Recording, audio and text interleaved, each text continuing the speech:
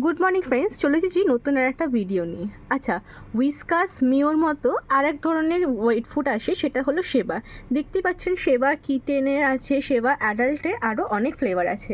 আচ্ছা, সেবার এইগুলো কিন্তু আর এক ধরনের ফ্লেভার। এটা কিন্তু সাইজে ছোট হলো, এটা কিন্তু 70 গ্রামস করে থাকে।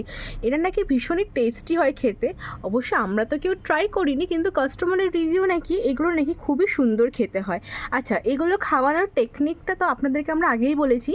যারা আমার আগের ভিডিওটা দেখেননি, আমি সেখানেও আরেকবার আপনাদেরকে মেনশন করি। এই ওয়েট ফুডগুলোর খাওয়ানোর টেকনিক হলো, অনেক সময় যখন ক্যাটরা ড্রাই ফুড খেতে চায় না, ড্রাই ফুড মানে হলো এরকম ফুড যখন ওরা খেতে চায় না, তখন আপনারা একটুখানি এই ওয়েট ফুডের সাথে মিশিয়ে দিতে পারেন। তাহলে কি এটাতে টেস্ট ইনহ্যান্সার হয়, অ্যান্ড টেস্ট যখন ইনহ্যান্স হবে তখন কি ওরা খেতে খুবই ভালোবাসবে। আর এগুলো আপনারা একটা শুধু নর্মাল পাউচ দিনেই খাওয়াতে পারেন। 24 আওয়ার্সের মধ্যেই পাউচ শেষ করতে হয়। যেমনটি এই ক্যানগুলো কিন্তু 24 আওয়ার্সের মধ্যে কিন্তু শেষ করতে হয়।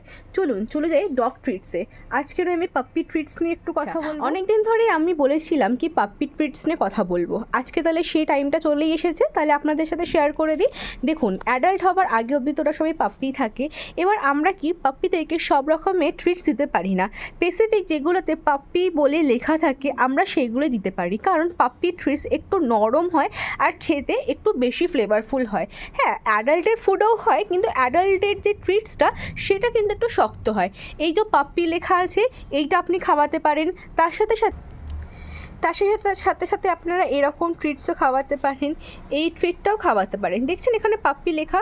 আর একটা হয় হিমালয় বিস্কিট। আচ্ছা, যেটা আপনাকে আমি দেখিয়ে দিচ্ছি।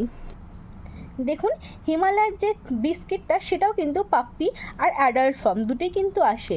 পাপ্পিটা এই কারণে বলছি, কারণ এদের পাপ্পির জন্যে যা যা নিউট্রিশনালস দরকার ফর চিকেনের সাথে এটার মধ্যে কিন্তু রয়েছে।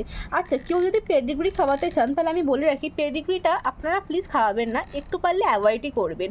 পাপ্পি ট্রিটসের মধ্যে এই কটাই ট্রিটস আসে। আর বাকি যদি চান কি লং লাস্টিংয়ের জন্য পাপ্পিকে কি দেওয়া উচিত, আমি আপনাকে সেটা একটুখানি দেখিয়ে দিচ্ছি। ওকে, লং লাস্টিংয়ের জন্য আপনারা এই গ্রনালসের হাঁটি রোলগুলো ইউজ করতে পারেন। এই যে হাঁটি রোলটা দেখছেন, এটা কিন্তু অনেকটাই নরম। এটা কিন্তু দেখতে কিন্তু শক্ত মনে হলো, কিন্তু এটা কিন্তু ভীষণই নরম অ্যান্ড চিকেন ফ্লেভারে। আপনারা এটা কিন্তু ইউজ করতে পারেন আপনাদের পাপ্পিদের জন্যে।